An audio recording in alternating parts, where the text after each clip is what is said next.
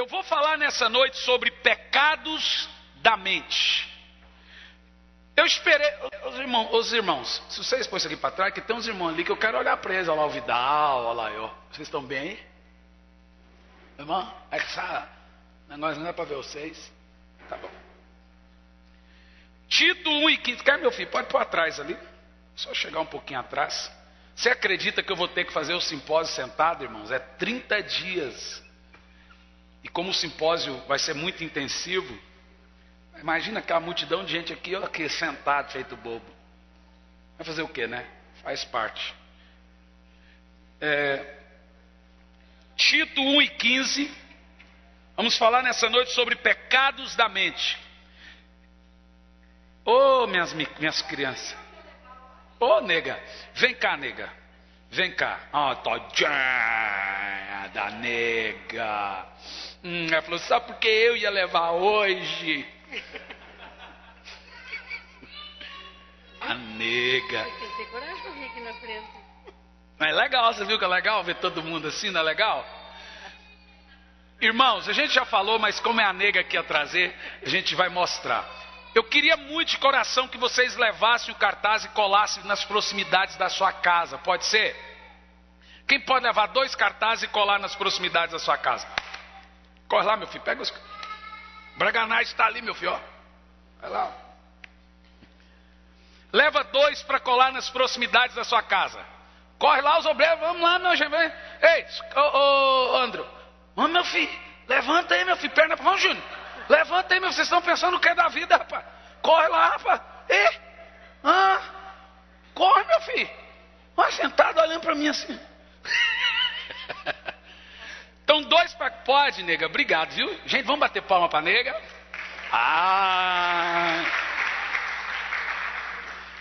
2 para cada aí. Rapidão lá, gente. Levanta a mão aí para os irmãos pôr na sua mão aí. Corre lá, corre lá. Os que já pegaram já tá bacana. Vai lá. Irmãos, faça a inscrição hoje. Tem a máquina do cartão de crédito para você fazer a inscrição. Já é nessa sexta que vem, a 8. Tem? Você quer, Toninho?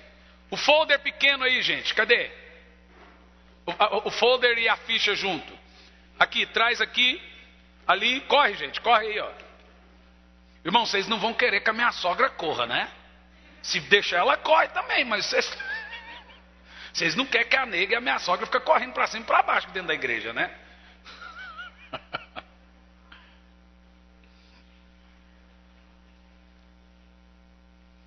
Gente, você sabia que eu gosto desse clima assim que é a nossa igreja, esse clima amistoso assim?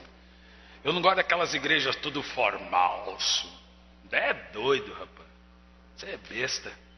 É doido. Isso não está certo, não. Vamos lá. Pecados da mente.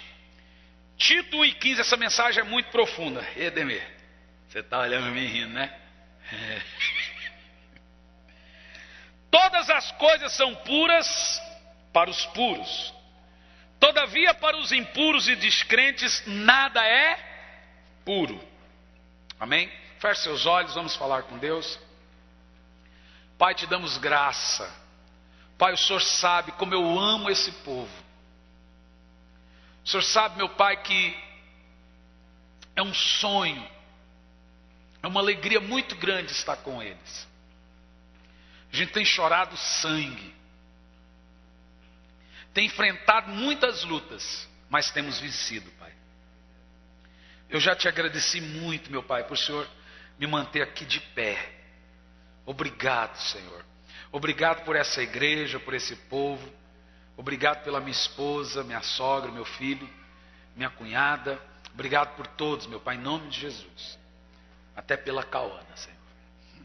A Cauana é minha cachorra, tadinha. A gente quer agradecer, eu quero agradecer tudo, né? Deus é maravilhoso. Irmãos, eu costumo dizer o seguinte: nenhum pecado é mais destrutivo do que aquele pecado que é incubado na mente. Na realidade, todos os pecados começam na mente. E é isso que eu quero que você aprenda hoje. É na mente que nós somos puros ou impuros. A mente é o maior campo de batalha batalha que existe. Você já parou para analisar quantas coisas vêm à sua mente de bom ou de ruim durante 24 horas? E você sabia que a maioria dos nossos sonhos são coisas que vêm na nossa mente inconsciente durante um tempo, durante um dia, durante um momento? A mente é uma coisa muito vasta. E o que você vai ouvir aqui hoje é muito profundo, porque nos instrui a tudo isso. Os pecados da mente assaltam a consciência como nenhum outro. E por quê? Observa. Os pecados da mente assaltam a consciência porque a consciência é o único empecilho do pecado da mente. A função do pecado da mente é neutralizar ou cauterizar a consciência. A Bíblia Sagrada diz que é pecado ir contra a consciência. E quem cauteriza a sua consciência são os pecados da mente. Então, o pecado da mente é o pior de todos, porque a consciência é o único impedimento desse tipo de pecado. Se a sua consciência não te acusar mais, você já é uma pessoa completamente cauterizada. Então deixa eu te explicar como é que funciona isso na prática. Quando você comete um ato e não sente nada depois de cometê-lo, categoricamente você é uma pessoa com a mente cauterizada. O homem não pode ser insensível a duas coisas: a presença de Deus e ao seu pecado. O pecado acontece, mas você tem que se sentir mal depois de cometê-lo. Não é simplesmente aconteceu, normal. Não. Ele é um acidente. Mas você não sai de casa dizendo: e se meu carro bater? E se esse avião cair? Você não pensa nesse tipo de acidente. Você entende o que eu estou dizendo? Quem entende, diga amém. Ceder aos pecados da mente ou os pecados do pensamento, portanto, olha, observa, é molestar diretamente a consciência. É o que você vai aprender aqui hoje. Ceder aos pecados da mente ou do pensamento é molestar diretamente a consciência. E a ideia do pecado da mente é ir molestando a consciência, molestando até chegar ao ponto de não haver mais retorno. Se você mudar a mente, você muda tudo. Então, assim como o arrependimento transforma a mente, o pecado da mente cauteriza ela. A pessoa já não vê mais seus erros ou desejos de mudança. Vai embora. Você entende o que eu estou dizendo? Por exemplo, ninguém nunca cai em adultério por acidente. Diga isso.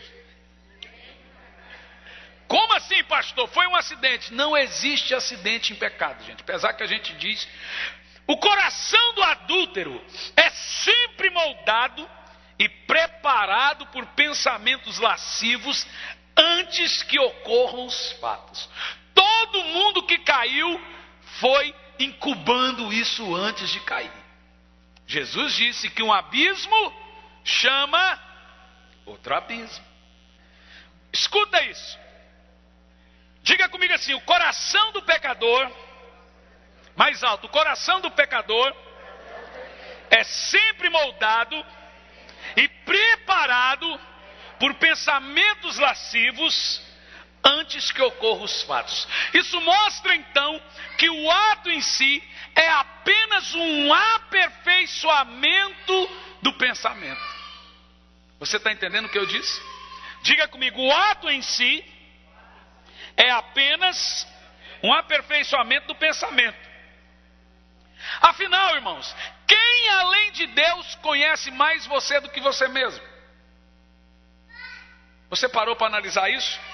1 de Paulo aos Coríntios 2:11 diz assim, ó: qual é o homem, ou qual dos homens sabe as coisas do homem, senão o próprio Espírito que nele está? Só Deus conhece mais você do que você. Isso é muito importante ser falado. Aqueles cujos pensamentos são impuros não podem jamais ter uma consciência pura. Pensamento é diferente de consciência. A consciência é o armazenamento da minha vida. É aquilo que eu sou de verdade, a minha consciência. É a consciência que te acusa que você não deve fazer algo. Quando essa consciência é cauterizada, eu estou caído. Quando a consciência não acusa mais. Por exemplo, a dor. Quem aqui já sentiu dor? Não estou falando dor da alma não, dor no corpo. Quem gosta de sentir dor? Abaixa a mão. Quem não gosta de sentir dor? Então, a dor ela é terrível. Você torce para ela sumir, mas clinicamente falando, ela é uma bênção. Você já viu aquela doença? Observa. Você já viu aquela doença de pessoas que não sentem dor? Elas se cortam. Eu estava vendo no Discovery Channel pessoas que se cortam, quebram o pé e não vê, fica andando com o pé quebrado, se cortam, queima, gente que não tem os toquinhos e põe, queima e não vê. A lepra é assim.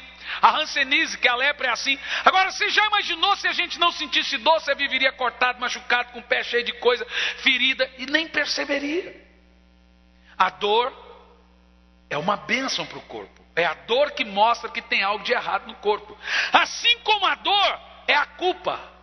Como a dor é para o corpo, a culpa é para a alma. Normalmente quem se sente culpado é porque é. Como assim, pastor? Observa. Se a culpa veio, é porque tem algo de errado na alma.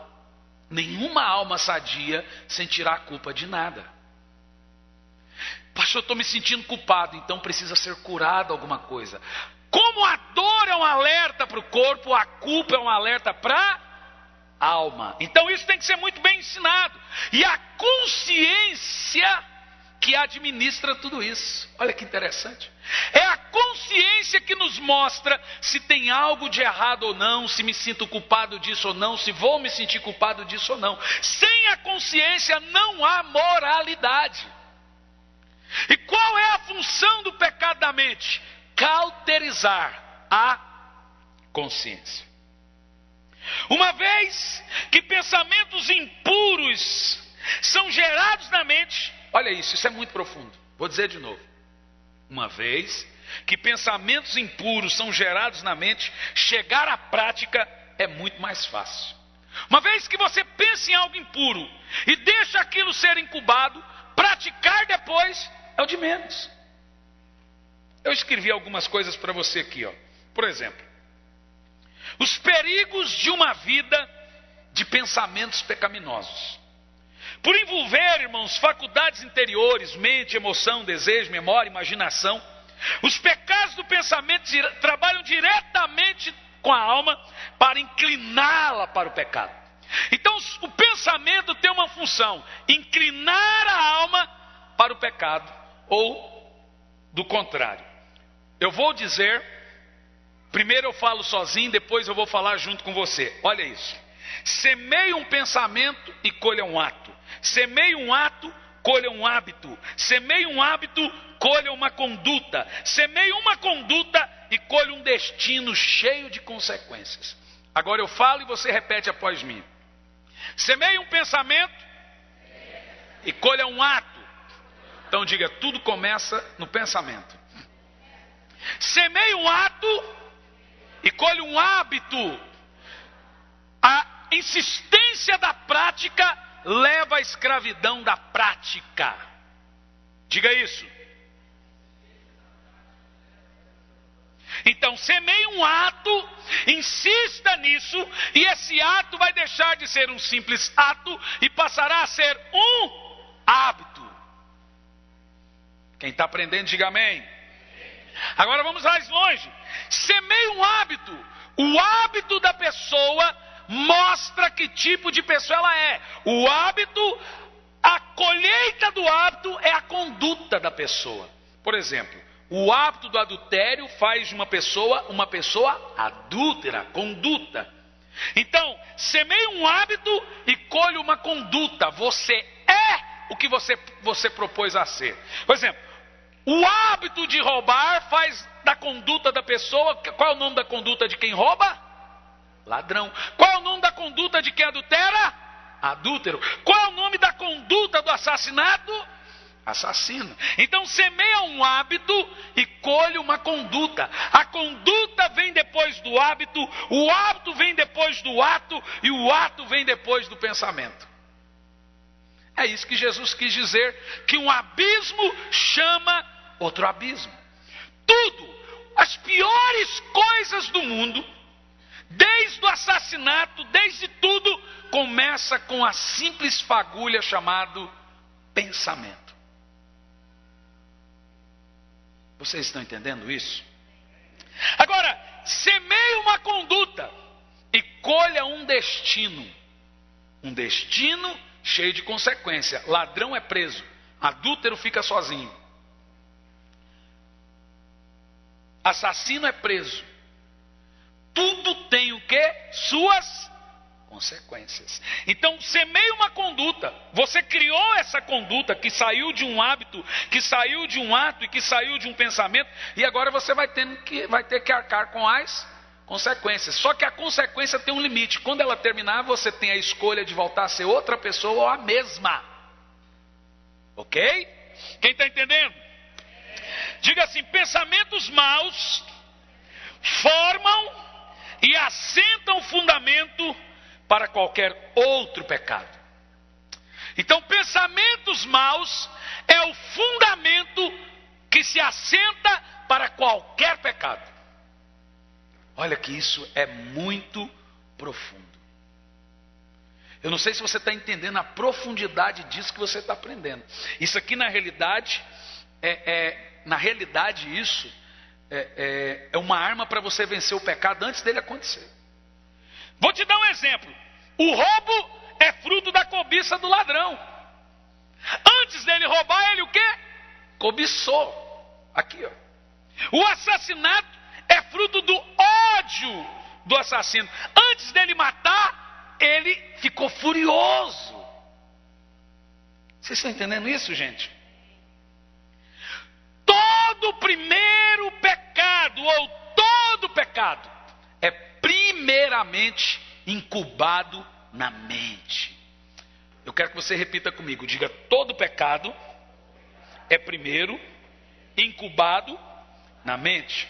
Mateus 15:18, Jesus diz assim, ó, que o que sai da boca, eu vou falando e o meu querido discípulo leu. Gente, quem tem Twitter aí? Vocês têm que seguir o Evandro. Façam Twitter. O Evandro escreve muito bem. Outro que escreve muito bem é o Dedé ali. Ó. Eu estou gostando de ver os discípulos aí. Escreve muito bem, não é besteira não. Escreve bem. Façam Twitter só para vocês escreverem. Twitter é bom, gente. Vocês ficam com essa porcaria chamada Facebook. Não falo mais nada também não adianta. Jesus Cristo diz que o que sai da boca, no caso sendo assim, o que sair é o ato, vem da onde? Do coração. Vocês estão vendo ali? Como é que é ali? Do desejo. O que saiu da boca vem do desejo, da consciência, dos desejos. É isso que contamina o homem. Jesus está dizendo, mas o que sai da boca procede do coração. Jesus não está dizendo que o que sai da boca é o que contamina o homem. Ele está dizendo que é o que está no coração que contamina o homem. 1, 2, 3, lê, vocês vão lá. Vai lá, leia.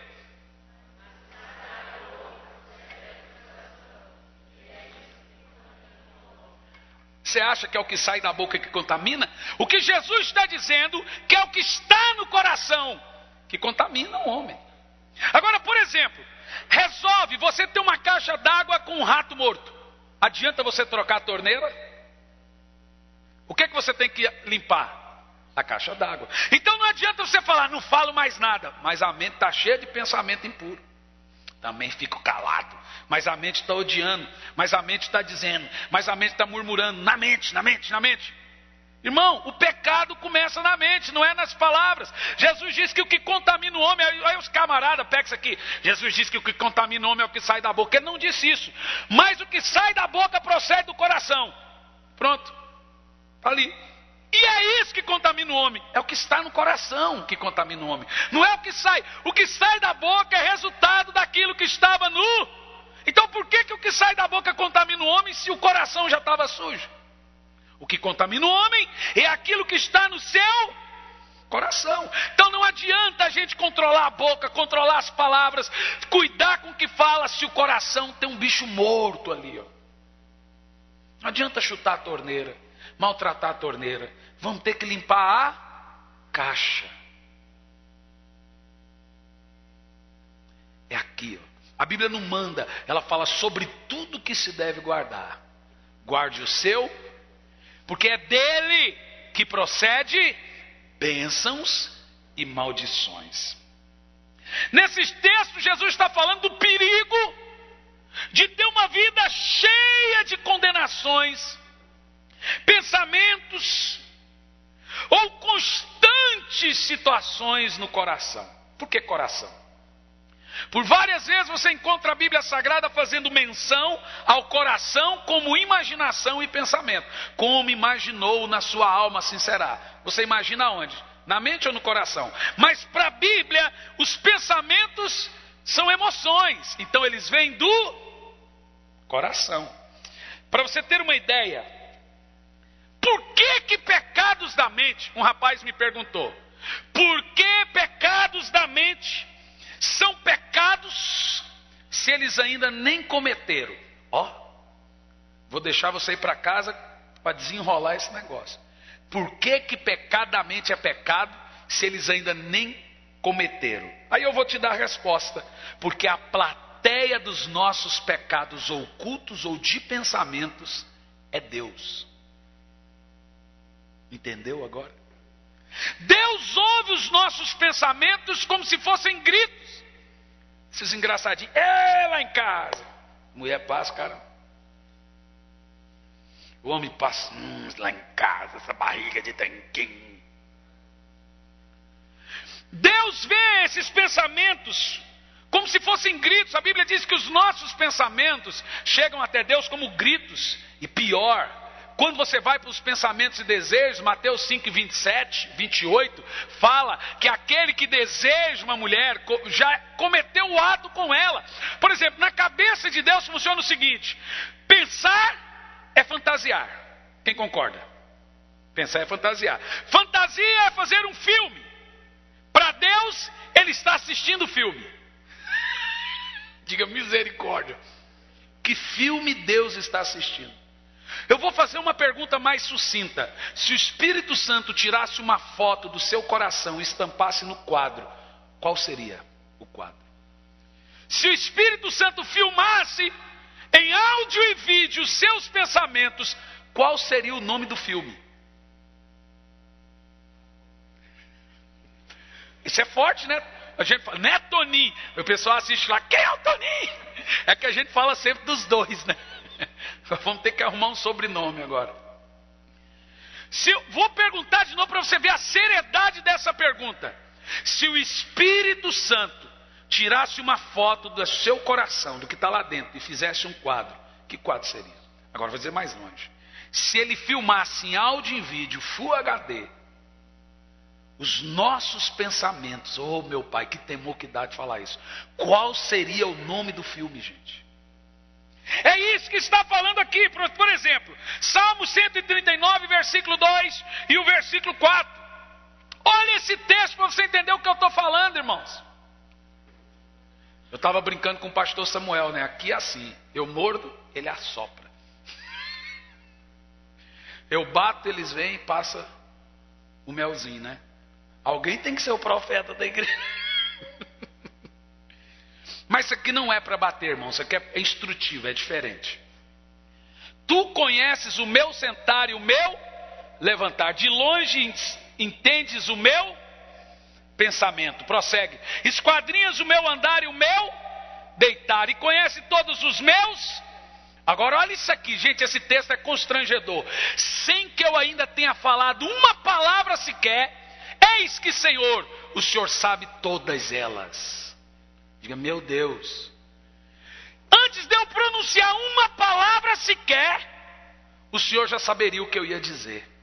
Por isso, irmãos, que o pecado da mente é pecado antes de ser um ato. Porque Deus viu ele na concepção, sendo incubado. É, isso aí. Eu vou te dar aqui, por exemplo, vou te fazer uma pergunta. Como a mente peca? Tá, pastor, pecadamente já sei. Pecadamente a gente já sabe. Mas como que a mente peca? Eu vou te dar 3 maneiras que a mente peca. 3. Primeira delas, eu vou citá-las e aí expor elas, né? Pecados de lembrança, pecados planejados e pecados da imaginação. Vamos falar desses três. Diga: pecados de lembrança, pecados planejados e pecados da imaginação. Essas são as três maneiras da mente se engajar no pecado: lembrança, planejar, que é incubar, e imaginar. Você não tem noção do que você vai ouvir aqui. Só porque eu não agi maldosamente, só porque eu não falei o que eu queria falar, ou não fiz o que eu queria fazer, não significa que eu não pequei. Quem odeia o seu irmão, disse Jesus, é assassino dele.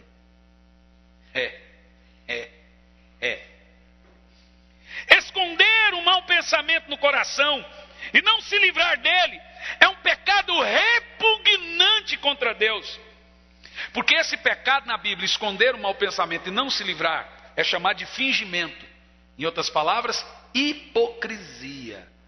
E a Bíblia diz que os hipócritas vão arder no inferno. Deus tem nojo de gente fingida, que pensa uma coisa, diz outra, ou está olhando para você, mas está querendo dizer uma coisa e não fala. Se benze aí, irmão. Faz logo que a coisa está feia. Falando sobre o primeiro tipo, os pecados da imaginação.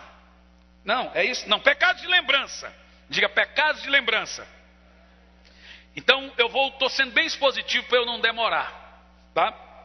Trazer à tona uma lembrança de um pecado antigo, como se fosse uma boa lembrança, para Deus é repeti-lo.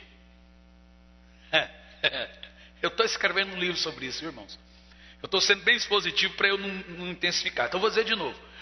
Trazer à tona, é que isso aqui está dentro do meu livro, O Anseio Furioso de Deus, que é sobre arrependimento, né?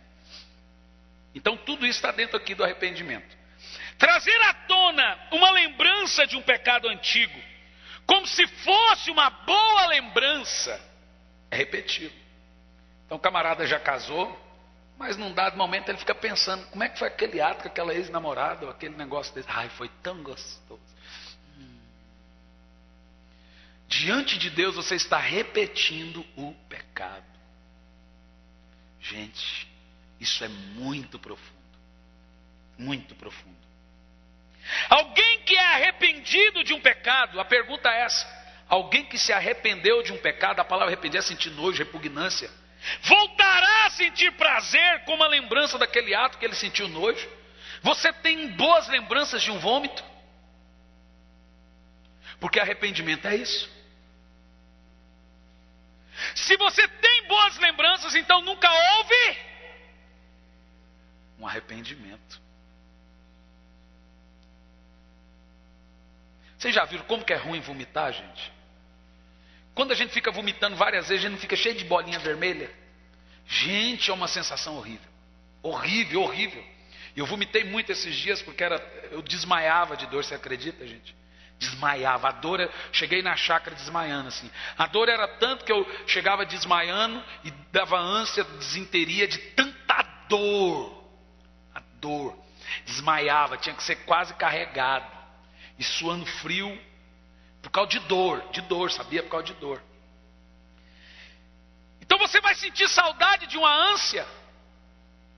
Então, trazer à tona uma lembrança de um pecado antigo, como se fosse boa, é repeti-lo.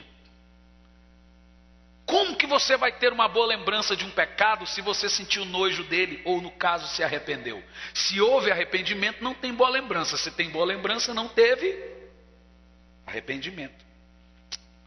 As lembranças irão trazer de volta a tentação. Eu vou pregar para vocês aqui. Terça que vem eu estou aqui, né? Não, né? Estou. Eu vou pregar para vocês aqui como lidar com a tentação, que é a continuação disso aqui. Aí você vai ver o que é profundo. Irmão, é muito forte. Olha isso aqui, ó. As lembranças irão trazer de volta a tentação e, consequentemente, o ato do pecado em si. Claro, você tem o pecado da lembrança, vai trazer de volta aquele momento. Entendeu? E na mente de Deus é como se fosse um filme, ele está assistindo aquilo. Para você está pensando, para Deus ele está vendo o ato. Diga, meu Deus, tem misericórdia. Fala aí, fala. Irmão, quantas feridas nós já provocamos no coração de Deus que ele teve que fazer isso aqui. E não só isso aqui, mas também isso aqui, porque os pensamentos são gritos nos seus ouvidos. E é um filme para ele. É terrível. As lembranças irão trazer de volta a tentação e consequentemente o ato de volta. Satanás, irmão, irá trazer todo o lixo do seu passado para tentar arrastá-lo de volta navegando pela infinidade da sua mente para fazer você reviver aquilo. É lixo, diga bem alto, é lixo. Sentir sabor por uma lembrança de um pecado do passado é especificamente uma forma abominável de pecado perante Deus. Por isso, que a primeira maneira da mente se engajar no pecado é os pecados de lembranças. Por exemplo, eu aconselho os casais de namorado que transam terminarem o namoro. Porque se você transou, isso é inevitável, não vem que você comer, não, nós não vamos transar mais. Eu nunca vi quem conseguiu. Nunca vi. Não, agora vamos fazer certinho. Conversa. Não vou transar mais. Você está tendo uma situação de marido e mulher. Como que a marido vai falar, não vou fazer mais sexo com você? Se não for com ele, vai com outro.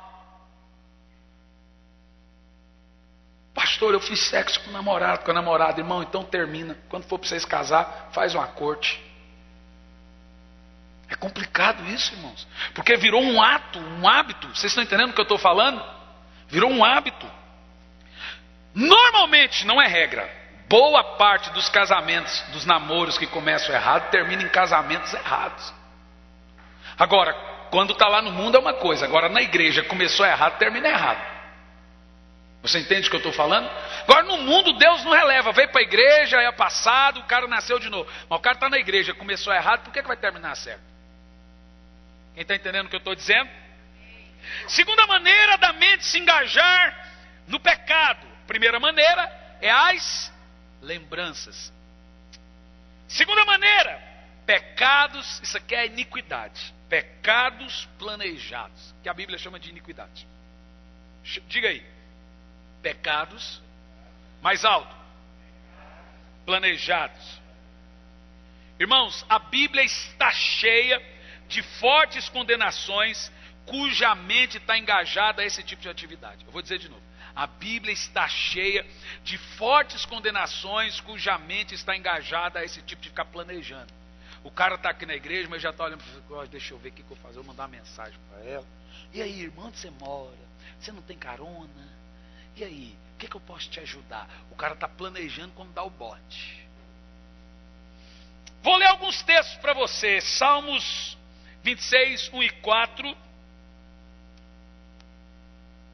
O primeiro texto. Olha como Deus condena o planejamento antecipado do ato, gente. Olha como é terrível. No seu leito maquina perversidade. Detém-se em caminho que... Vou ler tudo, né? Eu estou pondo 3 pontinhos, mas vou ler tudo. Julga-me, ó Senhor, pois tenho andado na minha integridade. No Senhor tenho confiado sem vacilar. Pode ir. Examina-me, Senhor, e prova-me, esquadrinha o meu coração e a minha mente. Prossiga. Pois a tua benignidade está diante dos meus olhos e tenho andado na tua verdade. Agora o 4. Não me tenho assentado com homens falsos, nem me associo com dissimuladores. A palavra dissimulação é planejar. Deus abomina isso. Diga, Deus abomina isso. Provérbios 12 e 2. Olha a xícara rosa. Bonita, né? Tá bom esse chá, depois eu deixo vocês tomar comigo, tá? Provérbios 12, 2. O homem de bem alcança o favor do Senhor, mas o homem de perversos, o quê? Desígnios. É o cara planejador. Deus o condenará. Provérbios 12, 20, ainda no 12, né? Gente, é forte isso, né? Não é forte, gente? Engano há no coração dos que maquinam o mal, mas há gozo os que aconselham a paz. Maquinar. O cara planejar, ele está maquinando a coisa. Diga, sangue de Jesus tem poder. Provérbios 14, 22.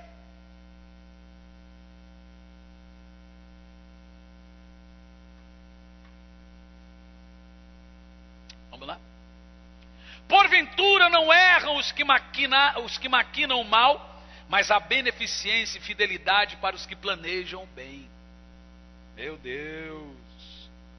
Provérbios 6 e no 16. 6 e 16 de Provérbios. Você vai encontrar uma palavra aí. As 6 coisas que o Senhor detesta. Sim, as 7 que Ele abomina. Prossegue. Uma delas, né? Vamos lá.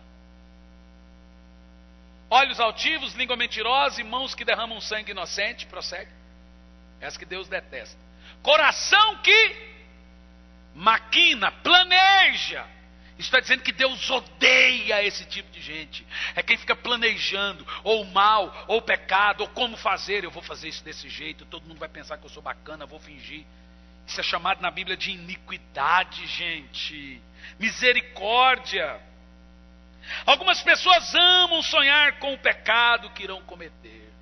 Amam ficar maquinando. Como que eu vou fazer isso? Como? Algumas pessoas amam ficar manipulando. E maquinam, vou fazer assim, que assim dá certo, e depois dou o bote. Vou me adiantar, vou dar o bote no pato antes dele bater o pênalti. Até os melhores cristãos, irmãos, se não tomar cuidado, podem cair nesse hábito, se não forem cuidadosos, de ficar maquinando as coisas. Até os melhores. Põe a mão na sua cabeça. Diga, Senhor, uje a minha mente. Livra-me, Senhor, desse tipo de pecado.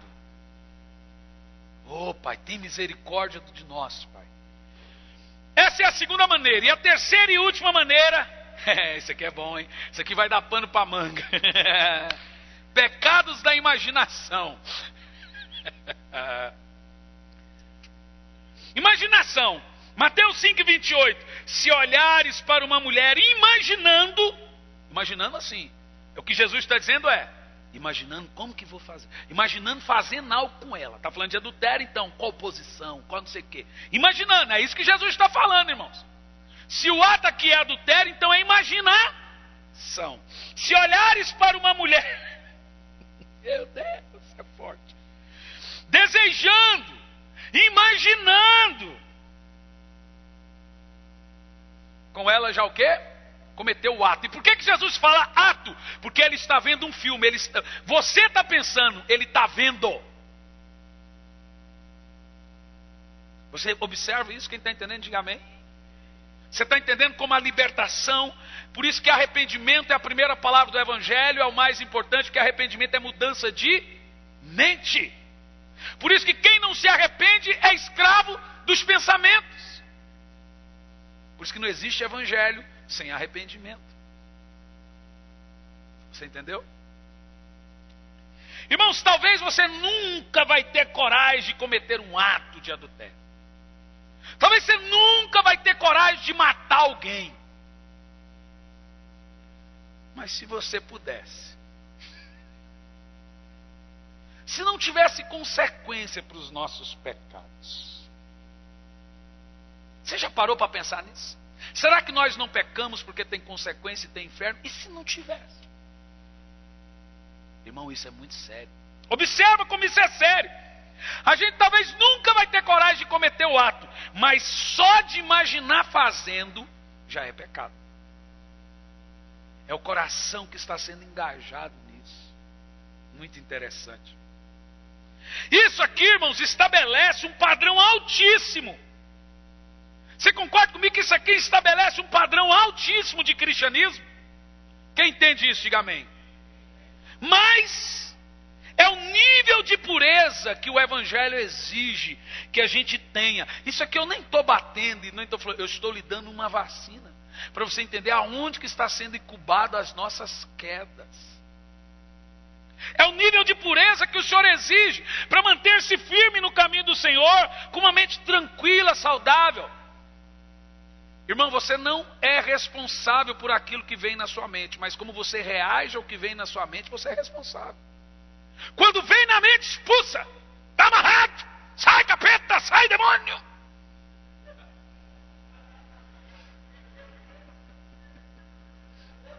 Por que vocês riram? Eu falei engraçado?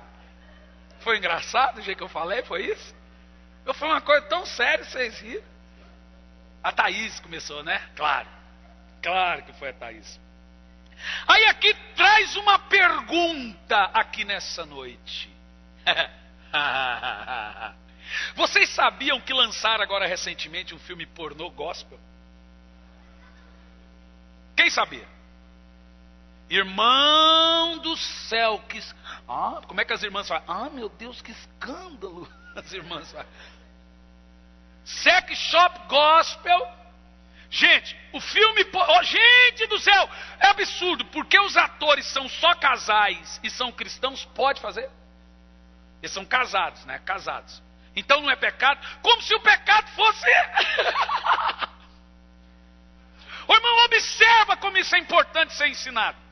O filme pornô gospel, que eu li no portal... Você vai ler no portal Gospel Notícia. Notícia Gospel Mais, Gospel Notícia. Eu acho que é isso aí. Que mostra essas coisas, essa aberração. O pornô gospel é o seguinte. São casais casados. Que fazem para aquecer os casamentos. Aí está lá na capa. Só para casais casados. É a mesma coisa só para maior de 18 anos. Se quer ver quem faz, é só usa.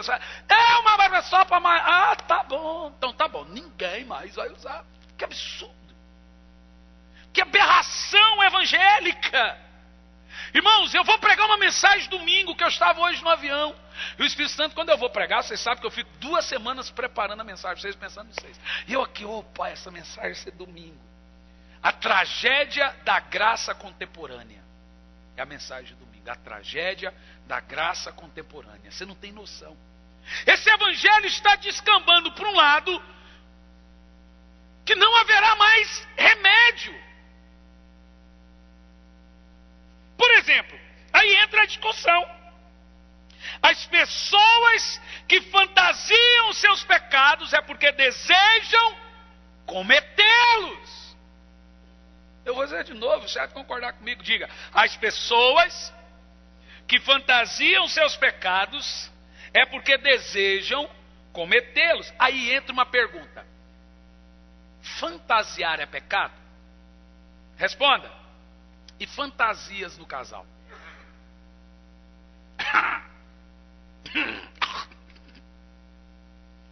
O casal, amor, se vista de bombeiro. Vamos ver o que a Bíblia diz, né? Biblicamente falando. Eu respondo as coisas só na Bíblia. Amor, eu me visto de bombeiro e você é de Batiguel. Tá bom, amor. Então tá. Então você se veste de Batman. Amor, você vai ser uma enfermeira. Eu não sei por que enfermeira. Vamos ver se é pecado, gente? Bom, se eu acho ou se não acho, é diferente do que a Bíblia acha. Vamos ver. Provérbios 24 e 9. É uma boa questão, né? Vamos, antes de eu ler a Bíblia, não põe ainda não. Deixa eu te fazer uma pergunta. Ó para mim. Se o marido pede para a esposa se vestir de enfermeira, na cabeça dele, ele está tendo relação com a esposa, que é a fantasia, para Deus, fantasia é um filme. Ok? Você está entendendo o ponto? Quem está entendendo? A moça se veste de bombeiro, mas ele não é bombeiro. Você está entendendo como é sério isso? Na cabeça ela está tendo relação com o bombeiro ou com o marido que não é bombeiro. Por que bombeiro se ele não é bombeiro? Vocês estão entendendo como isso é sério, gente? Deixa eu falar para vocês, é claro que a instrução, ela traz a clareza, a luz. A minha esposa se chama Elisandra. Ela não é Batiguel. Ela não é enfermeira. Tadinha, ela fica vermelha, judiação. Ela é a minha esposa. Eu não tenho que ter fantasia com ela como se ela fosse uma outra mulher. Porque perante Deus eu não estarei fazendo sexo com ela, eu estarei fazendo sexo com a outra a qual eu estou tendo fantasia. Não é a outra, ok, não é a outra. Mas você está pensando como se fosse. O pecado é incubado aonde? Na mente, tá bom. Provérbios 14, 22. Vamos ver se fantasiar é pecado.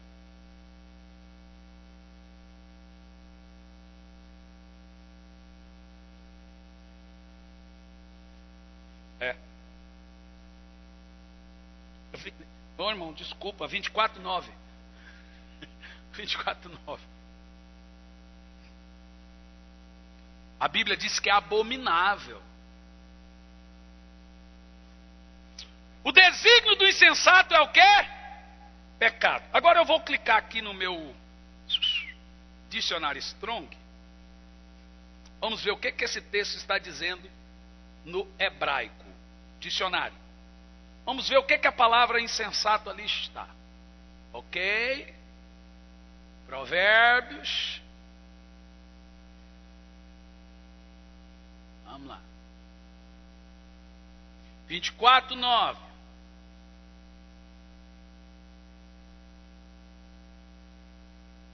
Eita. 24, 9, né?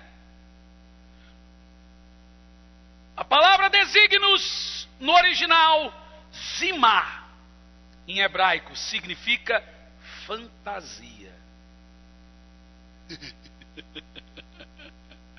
Zimá significa, dizendo, plano, fantasiar, cometer uma fantasia, licenciosidade, que quer dizer adultério, que quer dizer libertinagem.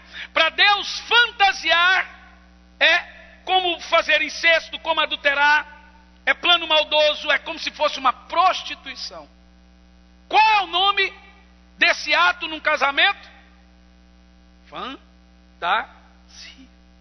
Irmãos, deixa eu te falar uma coisa. Um cristão de verdade, agora eu não gosto de dar opinião, mas um cristão de verdade, num relacionamento saudável, cheio do Espírito Santo, ele não vai precisar usar desses artifícios. Quem concorda comigo? Tem amor, não precisa vestir de enfermeira, não precisa vestir de nada. É um relacionamento maduro. Vocês estão entendendo o que eu estou falando? Quem está entendendo? Diga amém. Como que nos libertamos então? Falando aqui então, terminando sobre o primeiro tipo de pecado na mente. Lembranças, planejar e imaginação. Põe a mão na cabeça. Cuidado, diga cuidado com as minhas imaginações. Porque Jesus disse, como imaginou, fez. É isso que ele fala. E aqui eu termino mostrando para você como transformar a mente. Ok, se tudo começa na mente, o que nós precisamos ter é uma mente transformada. Lucas 13, versículo 2 e versículo 3. Lucas 13, 2 e 3.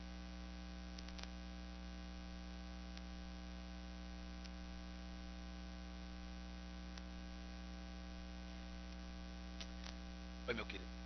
Hã?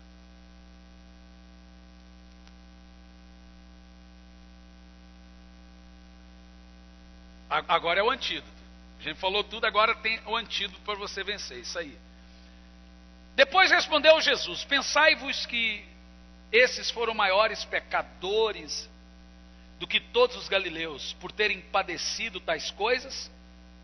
Tripudiano: não, eu vos digo, antes, se não vos arrependerdes, todos de igual modo perecereis.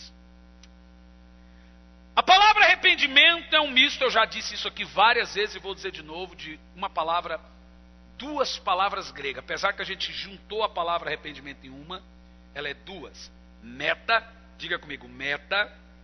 Aí você vai pôr um tracinho. No eu. Diga meta, no eu. Escreve para mim essa frase, põe na tela, você consegue?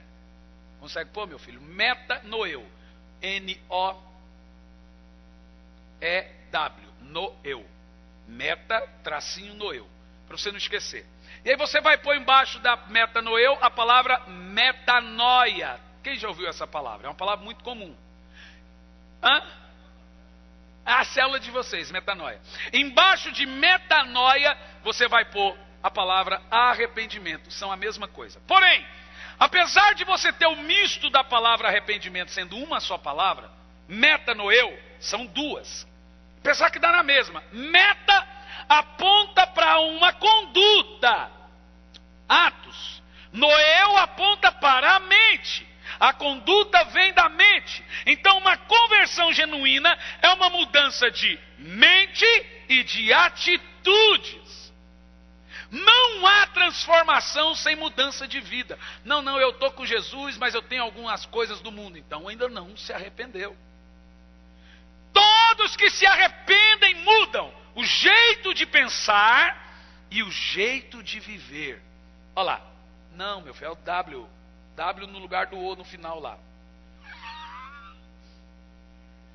W. Então é metanoeu. Noeu. Põe Noel. Aí é assim. Metanoeu. Agora põe. Aí você vai misturar, porque metanoeu é no grego. Aí metanoia, que ainda também é o grego, só que é o misto das duas palavras. E aí, qual é a definição em português? Arrependimento. E o que Jesus diz? Sem arrependimento todos perecem. O que Jesus está dizendo, irmãos, é que se você não mudar o seu conceito de pensar, a sua mente vai vagar. Suas atitudes são levianas e você vai caindo. Então tem que mudar o jeito de pensar. Como é que funciona? Antes eu adulterava, agora eu não adultero mais. Isso é mudar, é meta. Mudar a conduta. Antes eu pensava que adulterar não era tão ruim, agora eu acho que é ruim. Aí já é noeu. Aí misturando, então eu me arrependi, deixei de adulterar. Tem gente que deixa de adulterar, mas ainda tem vontade. Então ele não mudou a mente, ele mudou o ato, mas não mudou a mente. O arrependimento é completo quando você muda o ato, a conduta, e muda o jeito de pensar. Eu não quero isso mais para a minha vida. Uma pessoa que fumou, ela falou, eu não quero mais fumar. Uma pessoa que mentia, eu não quero mais mentir. Toda pessoa que fala assim, eu não quero mais fazer isso, é porque ela teve um arrependimento. Então a transformação, meus irmãos, passa por isso. A transformação passa por uma mudança do jeito de pensar. O mundo aí está dizendo o seguinte, nada a ver, isso não é pecado não, porque a mente está cauterizada. Mas quando você começa a falar assim, não, isso não está certo, quer dizer que a sua consciência ainda está viva dentro de você. Quando alguma coisa dentro de você está te acusando, eu não deveria ter feito isso, o que eu fiz? Então quer dizer que o Espírito Santo ainda se comunica com a sua consciência. Quando a consciência não acusa mais, aí está cauterizada, irmão. É só um milagre para Deus transformar a gente com a consciência cauterizada. Aí a Bíblia chama de iníquo, virou iniquidade. Por exemplo, Lúcifer tem uma mente cauterizada, ele não se arrepende mais. Quantos aqui têm a vida ainda cheia de arrependimentos? Ai pastor, eu estou cheio de arrependimento. Glória a Deus. Significa que a sua consciência se comunica com o Senhor. Então como que você tem que fazer? Eu não vou fazer isso mais. É um bom passo. Agora um outro passo melhor. Eu não quero fazer. Porque não fazer é uma coisa, mas lutar para não fazer é outra coisa. Quando a transformação vem, é quando você não faz? Não, é quando você não quer fazer. Porque enquanto você não faz, você está ali lutando. Eu não faço. Mas queria fazer, mas não faço. Mas quando você não quer fazer, aí foi transformado. Aí a salvação e a transformação atingiu a sua consciência. É isso que Jesus chamou de arrependimento. Diga, arrependimento. Irmãos, eu tenho orado para que nossa igreja atinja essa maturidade. Porque eu percebi aqui também 1 ano e 4 meses que não adianta você ficar batendo também. Se adiantasse bater, tinha muita gente aqui que já tinha mudado. Mas agora, eu quero que você entenda, a instrução é uma coisa muito boa. O que você está ouvindo aqui hoje é uma instrução de transformação. Não cai nos ditados do mundo do tipo: ah, nada a ver. Ah, isso é um absurdo. Reforma sua mente. Fica em pé no seu lugar. Vamos orar um pouco? Vamos orar um pouco de coração.